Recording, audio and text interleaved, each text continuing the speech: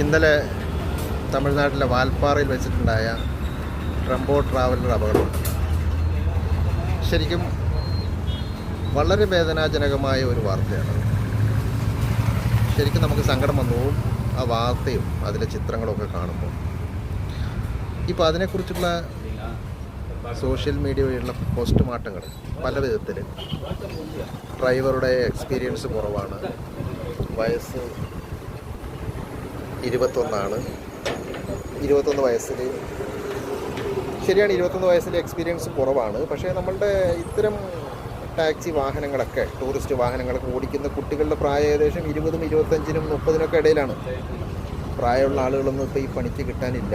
ശരിക്കും അവരെ കൊണ്ട് ഇത് പറ്റുകയില്ല, ഇത്തരം ചെറു വണ്ടികളൊക്കെ ഓടിക്കുന്നത്. പക്ഷേ ഇതിൻ്റെ ശരിയായ അപകട കാരണം എന്താണെന്ന് വെച്ചാൽ ടെമ്പോ ട്രാവലർ എന്ന ആ വണ്ടി തന്നെയാണ് ഇതിൻ്റെ അപകടത്തിൻ്റെ ശരിയായ കാരണം. അതിൻ്റെ യഥാർത്ഥ വില്ലൻ ആ വണ്ടിയാണ്. ശരിക്കും 2 ടണ്ണുള്ള വണ്ടിയുടെ ബ്രേക്ക് സിസ്റ്റമാണ് ഈ വണ്ടിക്ക്. ഇത് മോഡിഫിക്കേഷൻ ചെയ്ത് വരുമ്പോൾ 4-5 ടണ്ണ് വരുന്ന വണ്ടിയാണ്. ഈ വണ്ടിയുടെ ഒരു പ്രത്യേകത എന്ന് വെച്ചാൽ ഇതിൻ്റെ പ്രധാന കംപ്ലൈൻ്റ് എന്താണെന്ന് വെച്ചാൽ ബ്രേക്ക് തന്നെയാണ് ഇതിൻ്റെ കംപ്ലൈൻറ്റ്. ചുരം റോഡുകളിൽ ഒക്കെ ഓടാൻ തീരെ പറ്റാത്ത വണ്ടിയാണ്. ഇനി അഥവാ പറ്റുന്നുണ്ടെങ്കിൽ തന്നെ ഏത് ഗിയറിലാണ് ആ ചുരം നമ്മൾ കയറിയത്, ആ ഗിയറിലെങ്കിലും തിരിച്ചിറങ്ങിയാൽ ബ്രേക്ക് പരമാവധി ചവിട്ടാതെ വന്നാൽ മാത്രമേ ഇത് കിട്ടുള്ളൂ. ഒന്ന് ബ്രേക്ക് കിട്ടില്ല എന്ന് മാത്രമല്ല, ചവിട്ടുന്നത് കൂടിയിട്ട് സ്പീഡ് കൂടുകയാണ് ചെയ്യുക. ബ്രേക്ക് ഇല്ലാതെ വരുമ്പോൾ അത് ശരിക്കും പറഞ്ഞാൽ ഉരുകിയിട്ടൊരു ഗ്രീസിൻ്റെ പരുവത്തിലേക്ക് വന്നിട്ട് വണ്ടി പെട്ടെന്ന് കുതിക്കുകയാണ് ചെയ്യുക.